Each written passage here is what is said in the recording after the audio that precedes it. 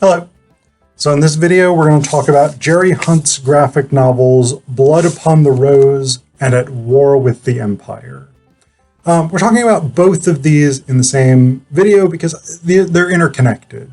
So Blood Upon the Rose, the subtitle is Easter 1916, the rebellion that set Ireland free.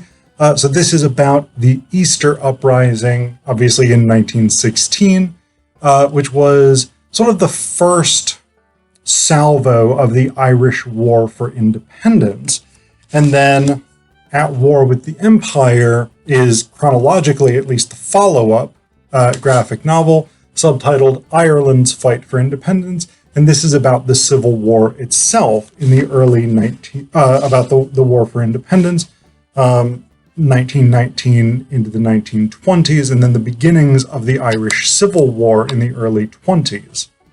So these are really interesting graphic novels, history graphic novels. Obviously, they are very much interested in the chronology of events, and they're pretty detailed in terms of that chronology. So Blood Upon the Rose, for instance, takes us through some of the planning for the uprising, the debates about whether it should be pushed back on the basis of there were some issues that came up, and there was actually an order that was issued to hold off the uprising, but then other people in the movement basically disregarded that and went ahead.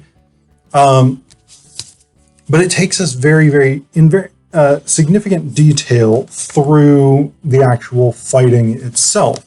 So we get things like troop movements, who was where, which leader was in command at the general post office versus the fighting in this particular street, or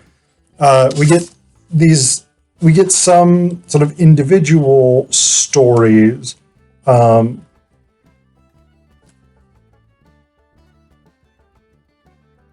me see if I can find this one I'm thinking of.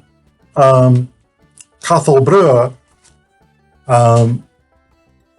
sort of fought off a British onslaught individually. So we get that sort of story, these individual stories. But what and the same thing happens with At War with the Empire. We get detailed chronological information about the War for Independence. We get the activities of the IRA, the Irish Republican Army. We get various sort of operations that they carried out. We get Michael Collins's famous infiltration of British headquarters in Dublin Castle, and sort of copying down the names and information of all of the people who were supplying intelligence to the British. We get the various sort of reprisals from the Black and Tans, the auxiliaries, these different military or paramilitary or para-police groups. We get some of the debates in London about what should be done with the Irish situation. So we get a lot of history, a lot of chronology, and a lot of the events of these two conflicts, the Easter Rising and the Irish War for Independence. What we don't get in either of these is any real information about why things are occurring. There's a line by Dylan Thomas. He talks about a book he received as a child that told him everything about the wasp except for why. That's kind of what we get with these two graphic novels. We get a lot of information, but we don't really get motivations. And I think that's a kind of a bizarre oversight for someone who's basically doing history, right?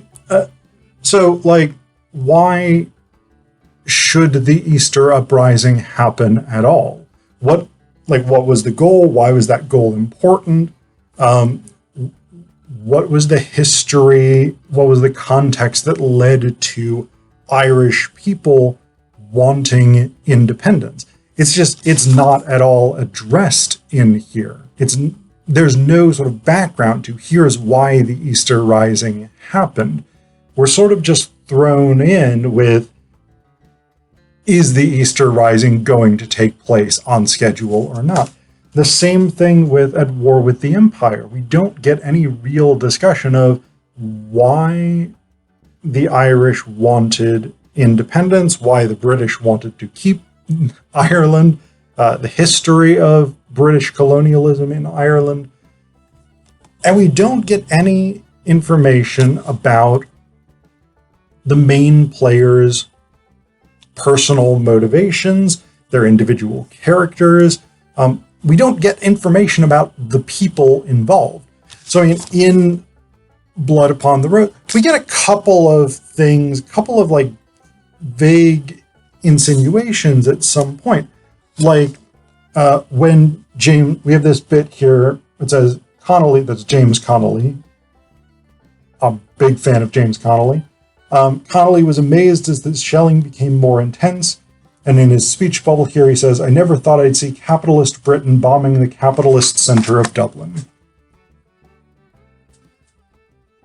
You can't really read that from there, but so Connolly was a socialist, and he believed that Ireland, once it gained independence, needed to become a socialist republic with things like land distribution, workers' rights, protection for the elderly, etc., etc. These kinds of things were central to Connolly's project, and they didn't, unfortunately, come about.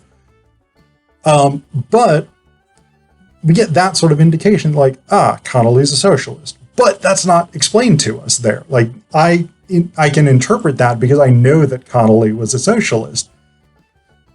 But if you don't know Connolly, if you don't know Pierce, if you don't know the various players, we get a list of key people in the Rising up in the beginning. But if you don't know Thomas Clark, if you don't know Joseph Mary Plunkett, if you don't know, again, Pierce and Connolly, if you don't know who these people are, this graphic novel doesn't tell you who they are or why they did what they did. The same thing with At War with the Empire. If you don't know who De Valera is, if you don't know who Michael Collins is, if you don't know who David Lloyd George is, this graphic novel doesn't tell you anything about their motivations. Why did De Valera support an independence for Ireland? Why did Michael Collins support independence for Ireland? Why did De Valera oppose the treaty? Why did Michael Collins support the treaty? Why does Lloyd George care so much about keeping Ireland in the British Empire? None of these questions are really dealt with. So I think they're interesting graphic novels. And if you want to know the events of the Easter Rising or the Irish War for Independence, these are really good sources. But if you want to know the human experience, if you want to know why people did what they did, why they took the positions that they took, why they fought in the way that they fought, Hunt doesn't really address that. He doesn't give us those elements. And to me, that's actually kind of the most fascinating element of history. Like, I'm less interested in, like, what's the name of the guy who was in charge of assassinating these 3 Royal Irish Constabulary officers. I'm less concerned about that and more concerned about why was that done? Why did people feel that was necessary? And how did the people involved experience it? So, I mean, I think it's a kind of substitution almost of chronology for what I would call real history, which is motivations more than anything else. What are people motivations and outcomes, I suppose. What are people attempting to achieve? How do they attempt to achieve it? Are they successful? Those things I think are more interesting and important historical questions than the straightforward, what was the sequence of events, which is what Hunt really gives us, somewhat unfortunately, in my opinion.